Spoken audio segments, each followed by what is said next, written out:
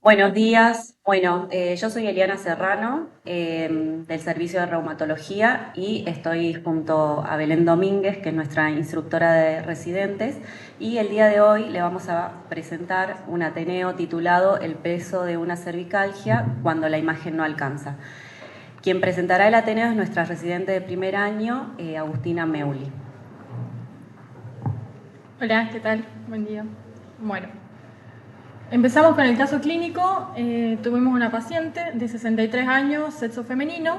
Los antecedentes únicos que tenía eran una colporrafia y la fecha de última menstruación hace más de 10 años y no tenía medicación habitual.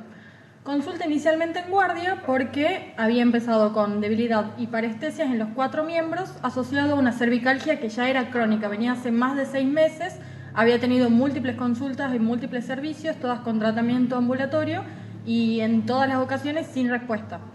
Entonces, además de esta cervicalgia, después de una consulta con un osteópata, al cual acudía a raíz de esto, empieza con los síntomas neurológicos. Al examen físico de guardia tenía la sensibilidad y temperatura de los miembros conservadas, la fuerza disminuida en los 4 miembros, 2/5, y mantenía el control de esfínteres. Entonces, Bueno, ante toda esta situación queríamos un poco interactuar con el público presente y bueno, la pregunta que nos haríamos todos sería cuáles serían los principales diagnósticos diferenciales y qué estudios complementarios podríamos solicitar en un inicio para poder arribar al diagnóstico. No sé si alguien nos querría participar. ¿Qué les parece que ante una cervicalgia crónica de básico, es una cervicalgia que viene más de 6 meses de evolución, que es resistente al tratamiento analgésico, al tratamiento kinésico también, y tras la manipulación esto fue requerido en forma, la paciente acudió por su propia cuenta, presentó todos estos síntomas neurológicos en forma súbita. Primero patología estructural, que no tenga un trastorno físico. Sí, totalmente. Y bueno, y me parece que está bien igual pensar en algo infeccioso porque bueno, se presentó en forma aguda. Tenemos un gatillo, por supuesto, pero ¿por qué no podríamos pensar en algo infeccioso? Bueno, ¿alguien más? ¿Qué estudios se le ocurren que podríamos solicitar? Bien, sí, bueno, en este caso ya una resonancia, sí, que es un estudio donde podemos observar más o es una mejor calidad de imagen, no solo podemos ver además partes blandas, ¿no? Que es lo que nos interesa en este caso. Bueno, continuamos. Entonces, bueno, primero para ver un poco diagnósticos diferenciales y causas de cervicalgia crónica, hay mecánicas y degenerativas, puede ser una artrosis, una hernia de disco, inestabilidad cervical. También hay causas neurológicas como una radiculopatía, una mielopatía. Puede haber infecciones y tumores. Metastásicos son los más frecuentes, pero también puede haber un tumor primario. Entonces, teniendo en cuenta esta cervicalgia crónica, hay que tener en cuenta también las red flags al momento de un paciente que la presenta. Una paciente más de 50 años, que el dolor sea nocturno, progresivo, que se torne persistente, que no ceda en reposo y sea refractario a la analgesia, que se acompañe de déficit neurológico, que haya fiebre o equivalentes, y el antecedente de trauma o manipulación local también, y síntomas B. Y en el caso de esta paciente presentaba prácticamente todas estas banderas rojas. Entonces se pide al ingreso en guardia una resonancia con contraste donde se puede ver a nivel de C2 entre C2 y C3 una masa que aparenta de partes blandas inicialmente que está invadiendo y compromete tanto hacia anterior como posterior del canal y comprime la médula, que acá se puede ver que corta el paso del líquido cefalorraquídeo. Se pide también un laboratorio de ingreso con los valores normales, no había ninguna alteración. Entonces se hace lógicamente la consulta con neurocirugía. Para el diagnóstico los neurocirujanos piden un screening oncológico pensando en causa tumoral. Inician tratamiento con dexametasona 8 miligramos cada 8 horas, indican inmovilización permanente con un collarín de Filadelfia y la conducta quirúrgica queda expectante a todo esto. Entonces, como parte del screening oncológico, lo que se hizo fue una eco transvaginal, que no había hallazgos patológicos, no había líquido en el fondo de saco, y se solicita un PET, que sí informaba incremento de la actividad metabólica en lesiones líticas que estaban en el cuerpo de C2 principalmente. Entonces, como ya había pasado un tiempo hasta que se realiza el PET, piden una nueva resonancia para valorar si esto había progresado. En la nueva resonancia, también por el tratamiento con corticoides, se ve que disminuyó mucho en comparación a la lesión, pero que sigue comprometiendo principalmente C2, que es lo que también informa el estudio, que hay una masa infiltrativa en el cuerpo de C2, es heterogénea en T2-STIR, hipointensa en T1 y realza con el contraste, además de que se extiende desde C2 hasta partes blandas y sigue haciendo contacto con la médula. Entonces, la conducta neuroquirúrgica es hacer una biopsia transoral.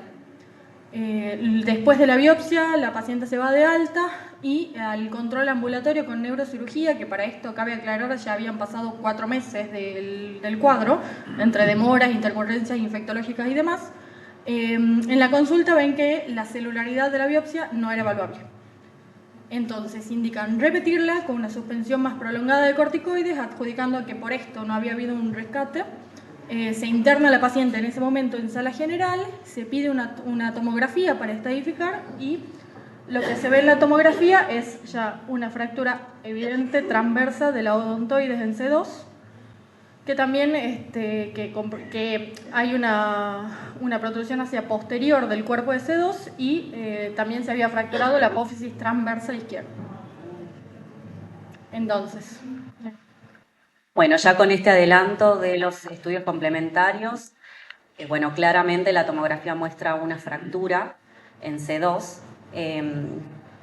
Ahora tendríamos que pensar cuál sería la causa de la fractura, ¿sí? Uno podría pensar por ahí que es traumática, secundaria a una manipulación de la columna cervical, pero bueno, también pensamos que no cualquier columna se puede fracturar.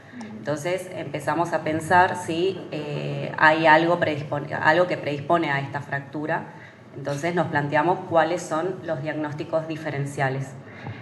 ¿Alguien tiene alguna idea según de lo que acabamos? La fractura es un lugar de fractura bastante frecuente. No, la fractura se observa en la tomografía porque el primer estudio que se realiza es una resonancia, se hacen 2 en realidad y después se solicita la tomografía en esos tiempos. fue posterior a Fue la posterior. Fue posterior. Sí, claro, y la Sí. tomografía muestra la fractura justamente porque se ve mejor hueso que en la resonancia. Fue después de la toma de biopsia transoral, sí. Y las tomas de la biopsia transoral, como es relativamente ciega, Sí. el impulso con esa troca puede llegar incluso a la preferencia. Sí, puede ser. Sí.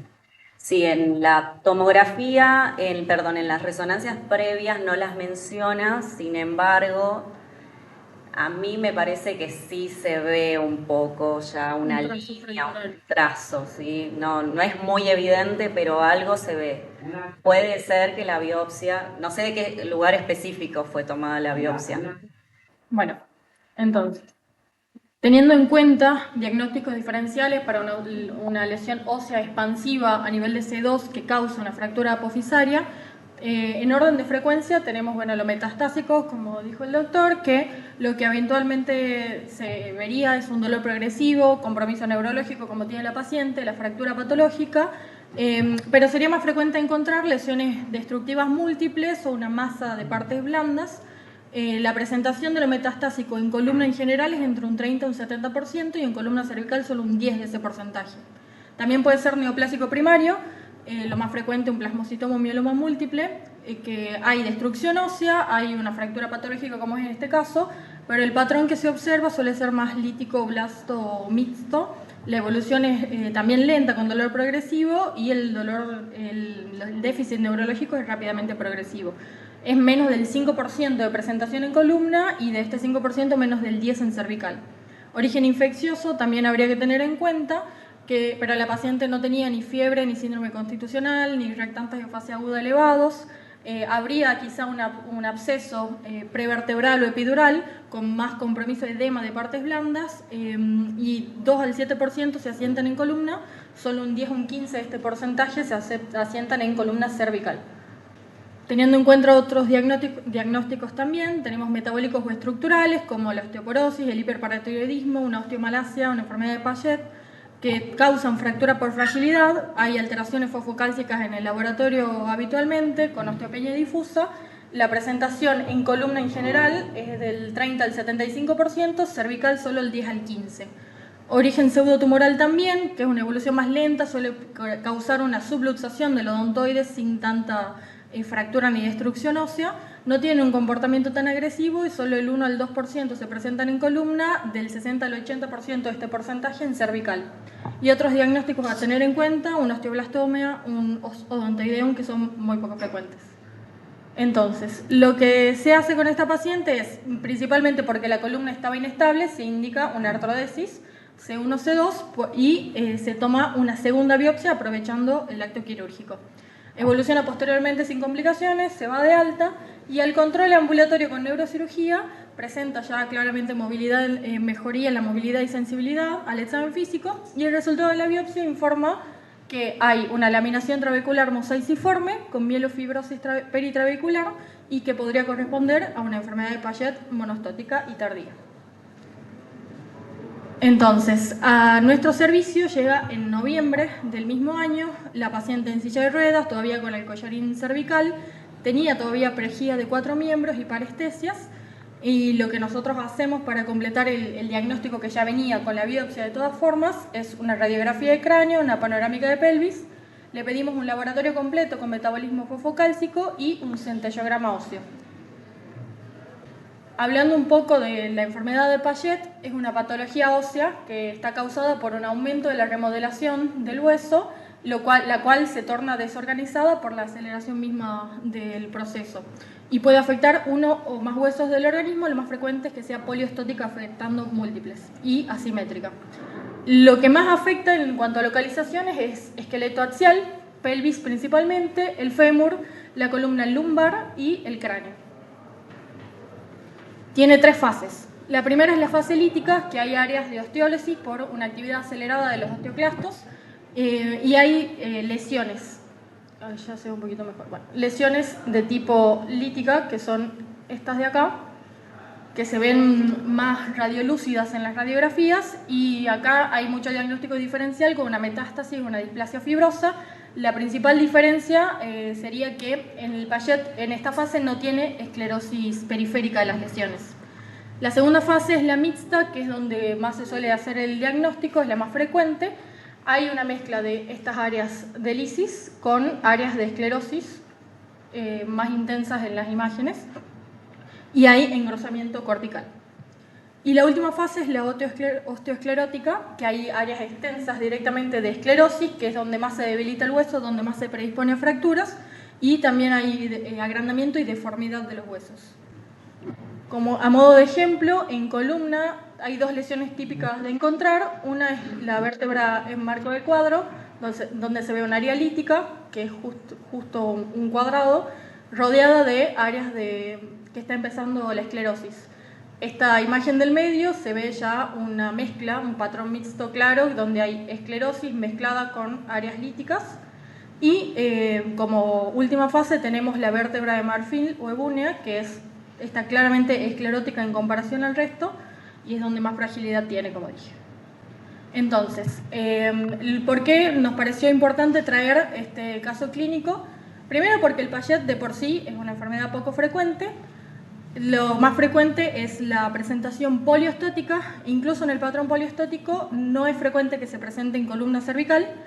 Encontramos case reports de Paget poliostótico cervical.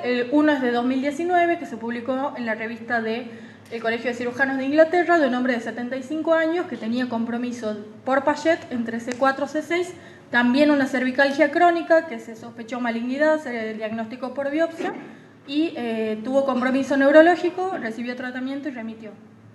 Otro case report es de 2012 de la revista de medicina irlandesa, un hombre de 51 años, también compromiso en C2 a C5 por Payet.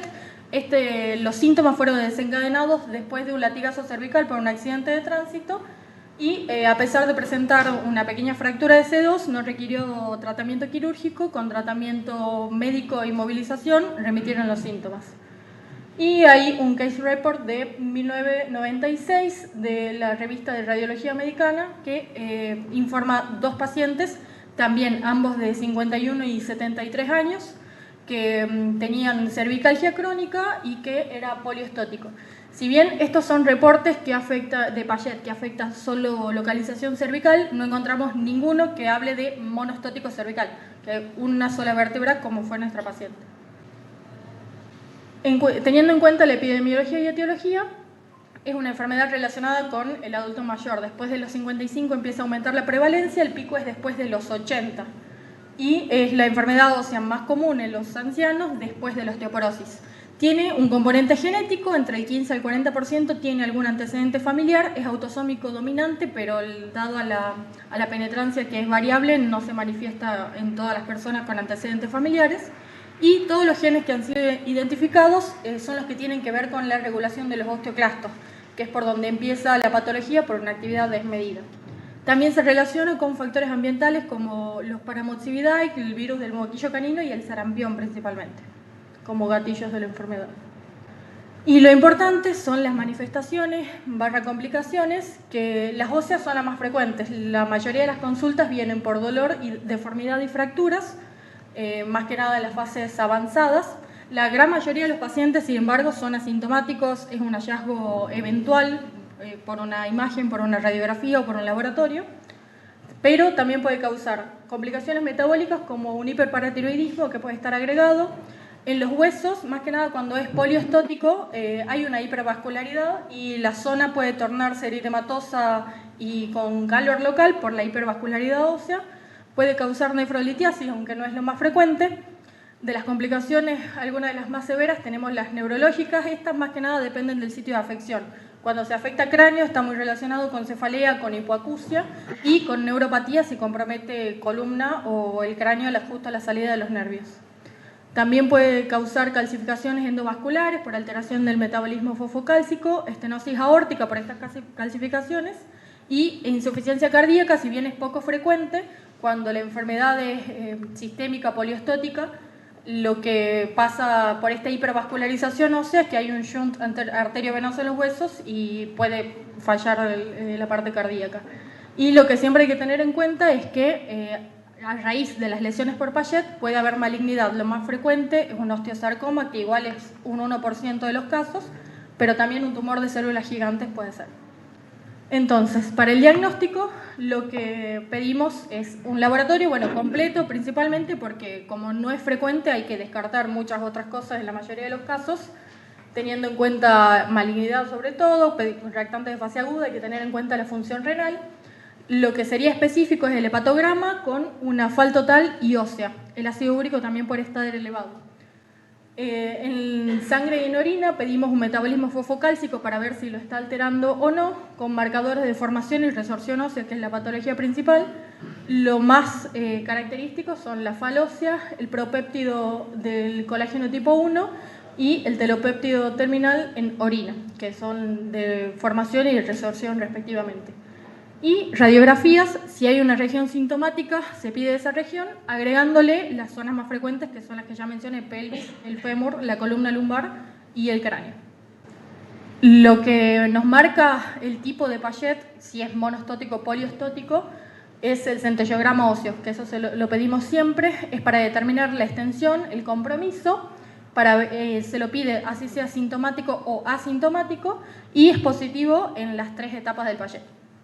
Y el gold standard real del diagnóstico es la biopsia, pero dado a que tenemos tantos métodos diagnósticos que pueden completar el diagnóstico de Payet, se la reserva únicamente para el caso de duda diagnóstica y sobre todo descartar malignidad como en esta paciente, ya sea como un diferencial o como la progresión de la misma enfermedad.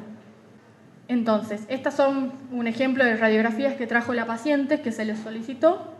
A la segunda consulta ya había una mejoría del examen físico, ya bipedestaba con ayuda, con andador.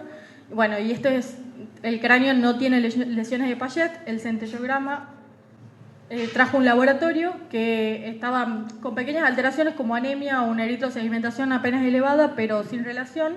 Lo que es importante ver, como dije, es la función renal, que estaba conservada, la fosfatasa alcalina, que es lo que puede elevarse por el metabolismo óseo acelerado, estaba normal porque suele elevarse cuando hay compromiso de huesos grandes o poliestótico.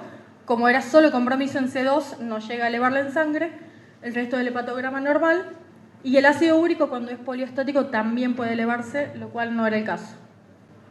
También el metabolismo óseo mineral estaba normal, la fosfatasa alcalina ósea, que es la más específica para Payet, estaba conservada. Es importante ver la vitamina D, que hay que reponerla antes de iniciar el tratamiento, y bueno, el clearance, que también es una contraindicación para el tratamiento. El centellograma que trae informa efectivamente una intensa captación del trazador en el cuerpo vertebral de C2. No había ningún otro hueso comprometido por Payet. Entonces, lo que se hace es el tratamiento con ácido zoledrónico endovenoso y se suplementa calcio y vitamina D, que se lo hace en todos los casos. Entonces, hablando de tratamiento, ¿a quiénes se trata? Principalmente al que es sintomático en el diagnóstico, ya sea por dolor óseo atribuible a la lesión o por una enfermedad que está metabólicamente muy activa, con una FAL muy elevada, con ácido úrico elevado, etc. Los pacientes que son asintomáticos al diagnóstico, hay menos evidencia, pero se sugiere tratarlos si es que no hay ninguna contraindicación, y sobre todo, sí o sí hay que tratar en situaciones de riesgo. Por ejemplo, un hueso de carga comprometido, como es la columna, en el cráneo, o si el paciente va a someterse a una cirugía traumatológica justo del hueso comprometido, también se indica el tratamiento porque puede haber mucho sangrado y hay mucha fragilidad del hueso. Luego del tratamiento inicial, si el dolor persiste, se considera AINES y buscar si es que no hay otra causa asociada. Si el dolor reaparece, pedimos más imágenes para ver si efectivamente es una recaída. Y si la FAL comienza a estar en ascenso después del tratamiento, se lo controla con laboratorio y se considera tratarlo nuevamente. ¿Cómo se trata? Con bifosfonatos nitrogenados. El de elección es el ácido zoledrónico endovenoso, que es el que tiene más evidencia para una remisión del dolor, para detener la resorción ósea por tiempo más prolongado al vía oral. Hasta por 5 años no hubo recaída de la enfermedad, pero también hay alternativas orales como el riseronato, el aledronato, en caso de no poder acceder al zoledrónico, que es el ideal. Antes del tratamiento, confirmar que la función renal está estable, el metabolismo fosfocálcico. Hay que reponer vitamina D si es que hay un déficit, porque puede producir hipocalcemia brusca por detener el metabolismo óseo. Y si bien por la vitamina D no hace falta detener el tratamiento, mucho más si es una situación de riesgo, por la hipocalcemia sí, así que eso hay que reponerlo sí o sí antes del tratamiento. Y después del tratamiento lo que se hace es pedir también de control a la semana calcio, fósforo y albúmina para evaluar que no haya una hipocalcemia sobre todo, y se hace control a los 3, 6 y después al año con FAL para ver si está en descenso y que no esté en ascenso por sobre todas las cosas. Y bueno, como conclusiones, primero que una cervicalgia crónica es un motivo de consulta muy frecuente que requiere un estudio adecuado porque no siempre las causas son degenerativas. Sobre todo la presencia de banderas rojas en una cervicalgia crónica obliga a una evaluación más exhaustiva con imágenes de urgencia. Tener en cuenta que la enfermedad de Payet, de por sí poco habitual, la presentación cervical es mucho menos frecuente, pero no estaría mal considerarla en un adulto mayor con una cervicalgia persistente. Tener en cuenta que las posibles complicaciones del Payet, incluido el riesgo de progresión a malignidad, y ante duda diagnóstica, la biopsia sigue siendo el gold standard. Muchas gracias.